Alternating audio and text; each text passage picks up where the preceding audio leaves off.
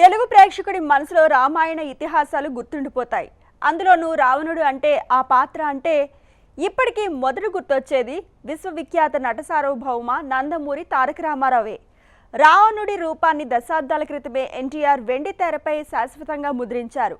భూ కైలాస్, సీతారామ కళ్యాణం, శ్రీకృష్ణ సత్య, శ్రీరామ పట్టాభిషేకం, బ్రహ్మర్షి విశ్వామిత్ర చిత్రాల్లో ఆయన పోషించిన రావణుడు ఒక పాత్ర మాత్రమే కాదు, తెలుగు ప్రేక్షకుల మనసులో సుస్థిరంగా ఉండిపోయే ఒక చెదిరిపోని ఒక ముద్ర వేశారు. తెలుగు ప్రేక్షకుడు నేడు తెరకెక్కుతున్న కొత్త రావణుడిని చూసినప్పుడు తెలుసో తెలియకో ఎన్టీఆర్ సృష్టించిన ఆ ప్రతిరూపంతోనే పోల్చి చూస్తాడు. ఈ నేపథ్యంలో ఇప్పుడు రామాయణ ట్రైలర్ చుట్టూ జరుగుతున్న చర్చ ఆసక్తికరంగా మారింది. ట్రైలర్లో యష్ కనిపించింది కొన్ని సెకండ్లే అయినా సోషల్ మీడియాలో ప్రశంసల వర్షం కురుస్తోంది.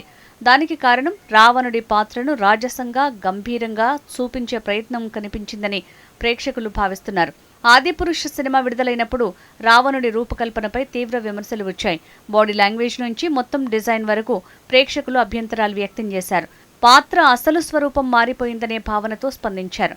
యష్ రావణుడి లుక్కి వస్తున్న ప్రశంసలను చాలామంది కేవలం ఒక కొత్త రూపకల్పన విజయంగా కాకుండా ప్రేక్షకుల సాంస్కృతిక జ్ఞాపకాలను గౌరవించే ప్రయత్నంగా కూడా విశ్లేషిస్తున్నారు.